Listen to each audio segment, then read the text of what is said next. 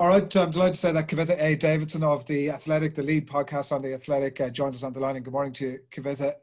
Obviously, a lot to get into with this developing story in the US and an increasing wave of frustration in the US, of anger, exasperation as well, and so many, I guess, terms that we could put around. It probably boils down to, I guess, an increasing lack of acceptance of racism globally now. And the latest action has been set off by the shooting by Wisconsin police of Jacob Blake, who's a 29-year-old black father of 6, shot 7 times by Wisconsin police, and the lack of acceptance of that, I guess, by a number of players and teams in the NBA has kicked it off. I did wonder, just to talk in some of the societal impact of it, Kavitha, to begin with, maybe in terms of the coverage and reaction, just to get a sense from you of what news coverage it's getting. Is it front page? Because I know there obviously are major events happening in the US at the minute. There's the political conversations, there's Storm Laura coming in, there's a pandemic. So I wondered in all that context exactly where this sits in the American psyche at the minute. Yeah, I mean, I do a lot of television when sports kind of crosses over into the sports news, the mainstream news aspect. And this is all over the news channels in the United States.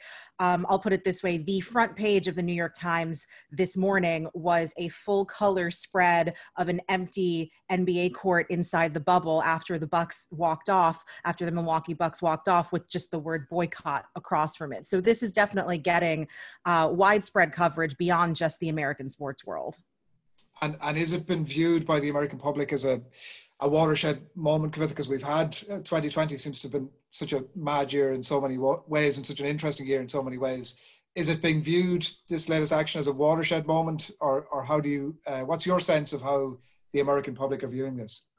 I think definitely. I think, one of the major impactful, we've had so many of these moments in 2020, as you mentioned, right? And I can think of 3 at least where I will always remember where I was when I heard news came down, and what it was like, frankly, as a sports writer, to work through the night putting together the coverage for that. And they were when Kobe Bryant died in January, when Rudy Gobert of the Utah Jazz tested positive and shut down all of sports in America, essentially, back in March.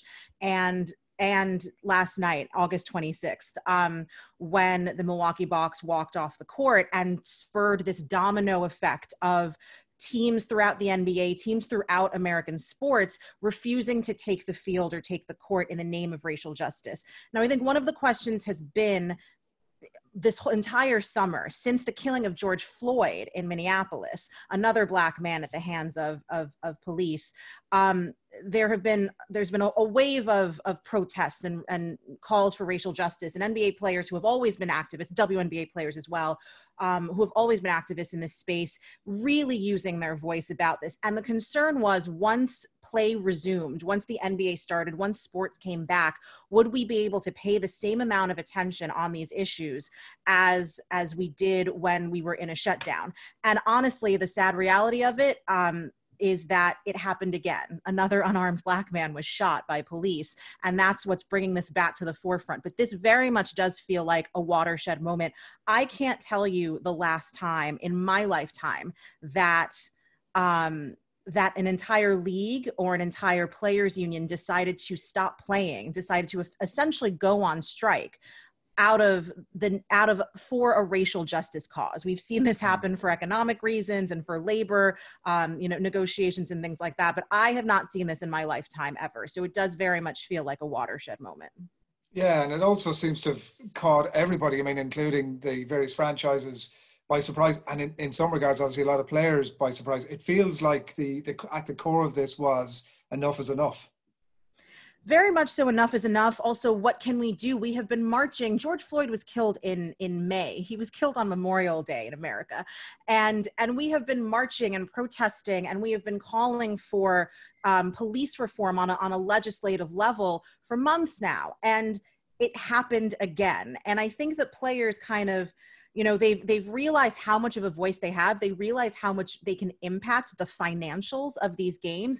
And they realize that they are the product. Without these players, we don't have anything. But I think that they're also saying, listen, we came back, we put our lives at risk to, enter this grand experiment that is the NBA bubble in the middle of a pandemic to entertain the rest of you. So you know, they're asking for us as fans and as viewers to give them something back. And as politicians, they're asking their local legislatures to protect them because yes, they're famous basketball players and they're millionaire athletes, but they're also still Black men in America.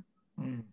And the, you know, the every step, obviously, and this has been watched very closely, and it's so interesting to see exactly how it all plays out. A lot of people would have seen Kenny Smith walk off broadcast last night, and everybody is sort of on the hoof trying to figure out exactly what the right thing to do here is, because even the reaction in the studio afterwards was like, well, we're very supportive of that. And at the same time, I mean, in the context of that and in the context of the games, it's hard to know what the right thing to do is, because they have the ear of the American public now, and it's difficult, I guess, for them to know even what the right next steps are. Well, that's what they are literally meeting as we speak. It is very unclear what the right next steps are. I think that NBA players in particular are trying to present a united front. If you remember back before the bubble reopened, there wasn't actually 100% unity among the players about whether to even return to sports, whether to even go into the bubble. There was a small faction of players led by Kyrie Irving of the Brooklyn Nets that felt that it was, one, unsafe, but mostly that it would distract from the strides and the messaging towards Black Lives Matter and towards racial justice. So Kyrie and some of the players in his camp actually called for a boycott of the bubble, and the other side of it won out. Which you know, again, I don't think that there's any right or wrong answer here. Civil rights movements always have competing factions on the methods and how to go about this.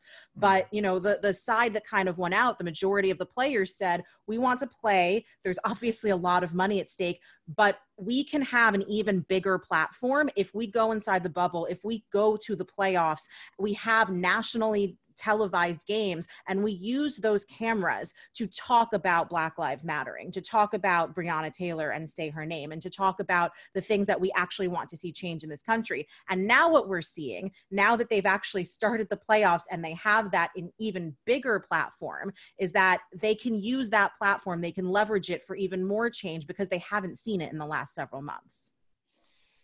Interestingly, it's like, it does feel that like for every, because we've mentioned, and you've mentioned some of the steps that have been taken over the last number of months, for every step forward in relation to conversations and understanding, I suppose, around areas of diversity and inclusiveness and ultimately killing racism, I guess is what it boils down to. It almost feels as if at times it gets an equal and sometimes maybe more forceful shunt almost in the opposite direction, in the voice maybe and the actions of deep racism, whether it's in the US or elsewhere. And given Donald Trump's, interestingly, one area that he's very weak on, obviously, is when it comes to shouting down racism and racist actions. How difficult is it to make forward steps in that conversation then around racism when you've got that counterbalance, and as I said, at times, and maybe more than a counterbalance coming from the very top? I mean, it's incredibly difficult. As you mentioned, especially when it comes from the very top, but as difficult and as much of a roadblock to racial progress as Donald Trump might be, or the current administration might be, these are things that Black Americans have been marching for 100 years, that these are wrongs that have existed in this country for 300-400 years at this point. So none of this is new, right? And it's extremely difficult to achieve progress. Social media and players realizing their power and having a platform to use that power is starting to change that. Broadly, there need to be more tangible things that actually reform in order to bring change, right? And this is kind of the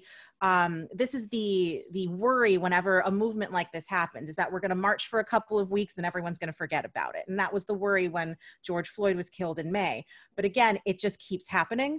And I think this time around, you know, what you've been seeing since May is you've been seeing players not only use their voice, but use their feet and use their money and actually put them toward tangible change. LeBron James, for example, has started voter registration drives, and he and some other players have started a campaign in Florida to combat voter disenfranchisement, especially of convicted felons who are being denied their vote. The Milwaukee Bucks, when they walked out, this is actually really stunning to me. When they walked out of the court before Game 5 against the Orlando Magic, they stayed sequestered in their locker room for more than 3 hours, basically the entirety and more of what would have been that game, until they got on the phone with the Wisconsin Attorney General. And they actually had a conversation with the Wisconsin Attorney General, who basically, they spoke very briefly, but, basically said that they wanted to know what kinds of tangible things they could force, that they could ask for. And those things, and then they came out and they gave their statement. It was a very powerful statement, and it was very well thought out. They had several hours to write it.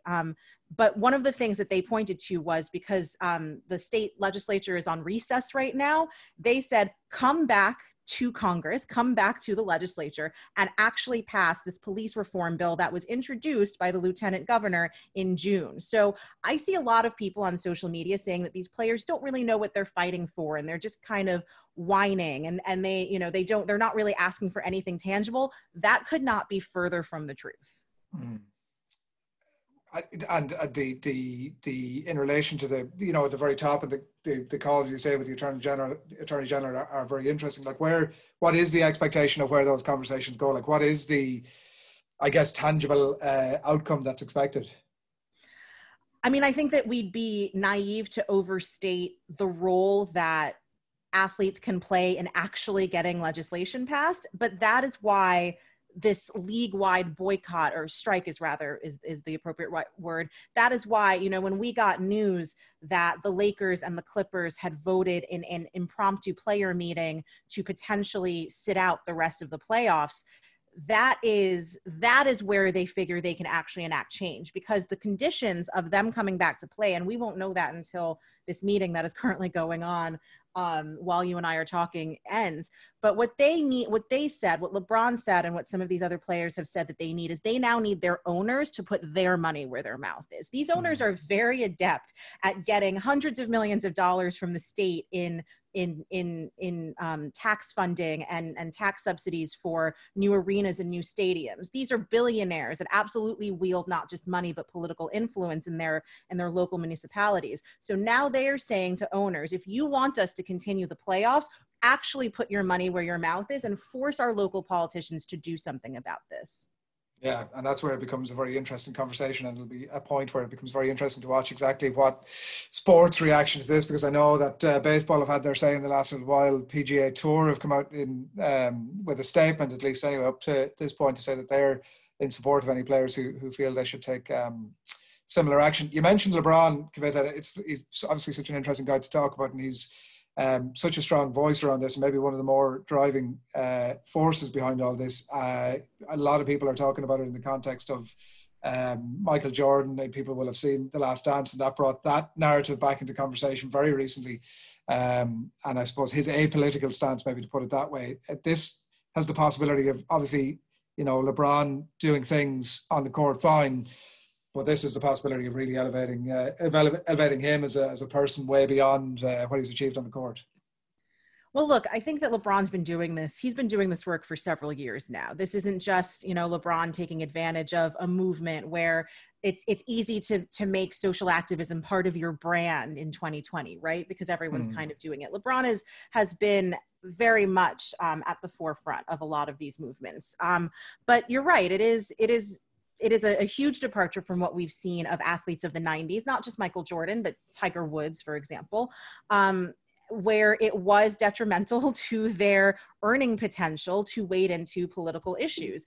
On the other hand, it is really stunning to me that a player like LeBron, who right now he's a Hall of Famer, he's made all the money in the world, he's now dealing with legacy, right? He wants to win a championship with the Lakers to be able to just put that conversation about him versus Michael Jordan to bed.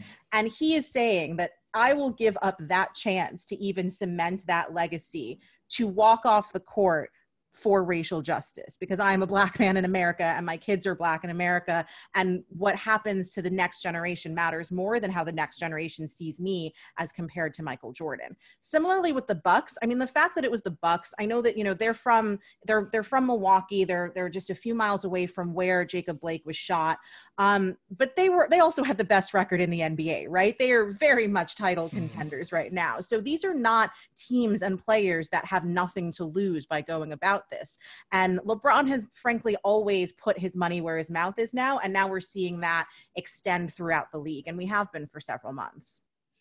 Do we know yet the official responses from, you mentioned the Attorney General earlier on, and like the police force are obviously very central to this conversation as well, and right up to the White House. What's the reaction been to this? Because it's going to be fascinating to watch that over the next while, given the popularity of the game and the players amongst the American public. I'll be perfectly honest, as of our conversation right now, I have not seen any response from the White House. I expect that to change. It's not lost on me that August 26th, the date that the Milwaukee Bucks walked off the court and spurred this, you know, kind of sports-wide walkout, was the 4-year anniversary to the day of Colin Kaepernick taking the knee for the first time in a preseason game against the Packers. There's some poetic symbolism there, but obviously the president has weighed in on that he's weighed in on Black Lives Matter. He's weighed in on these NBA players and WNBA players as well. But what they've said, I believe it was a conservative commentator named Laura Ingraham who told LeBron basically to shut up and dribble. They've made that their rallying cry. We will not shut up and dribble. We'll show up in all kinds of advertisements. So, you know, the response that I expect, it's going to be a lot of blustering. It's going to be a lot of denying that they can actually make an impact. Frankly, one of the narratives that's been emerging recently in this country, at least, is that, you know, the NBA has had struggling regular season ratings for 5 to 7 years at this point. And this year is no different, and they're actually worse. Now, I would argue that the dynamics of playing in a bubble in a global pandemic, when people are cutting the cord and all kinds of things, might contribute to that. But the narrative that a certain side of the political faction is trying to push right now is that people have stopped watching the NBA because they are too connected to Black Lives Matter.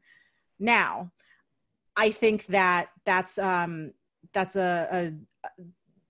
very strategic narrative if you're trying to further a certain agenda. I would argue also that the people who would turn off the television because of Black Lives Matter messaging probably weren't watching the NBA to begin with. But I expect the response to be somewhere along those lines, that the NBA is failing compared to the NFL, which is seen as this very patriotic league in comparison, and a lot of coded messaging, frankly, about a league that is 80% Black. Yeah. What do you expect on that? I know we obviously have a bit of we're chatting now on a Thursday evening Irish time, and this will be broadcast on Friday morning, and there may be developments between now and then. But in terms of the other sports, in terms of the NFL and that, what do you expect an impact there? It's the morning right now in New York.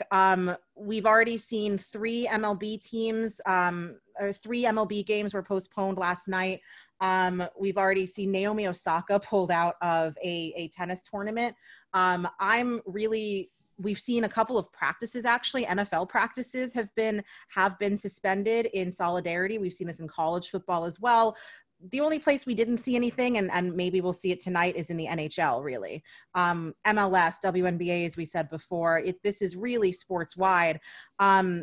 But I'm also extremely curious about how the US Open is going to handle this. And I know that lower viewership and completely not the same audiences and everything like that. But the US Open is set to start on Monday. And this is a global sport. It's a very white sport, frankly. I'm curious to see, but it's also a sport that is dominated by Serena Williams on the American side, right? So I'm very curious to see what happens there. And with the NFL, you know, they've also made a lot of strides recently in how they've accepted the Black Lives messaging of their players. A lot would say it's too little too late, frankly. And a lot of people would also say that that's something that maybe Roger Goodell has reformed to, but the jury is still out on the owners, who are still billionaires and still mostly conservative, and we're just unsure about how much solidarity exists within the ownership ranks toward these players that are speaking out about Black Lives Matter. But it's going to be extremely interesting to see. And I kind of wish that we had had a preseason and an NFL preseason going on, because I'm sure that many players, if not teams throughout the league, would have walked out in solidarity with their brothers in the NBA last night. Yeah, the solidarity from the owners, I think, spoke for itself over the last couple of years with Colin Kaepernick, as you mentioned. It'll be fascinating to watch, and we will do that over the next while.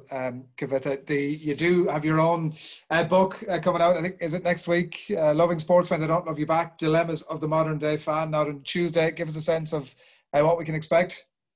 Yeah, if you're not too tired of me preaching at you about how politics and sports can intersect and kind of always do. This is a book that I've co-written with Jessica Luther, who is a very, very well-known, very accomplished freelance journalist in the States.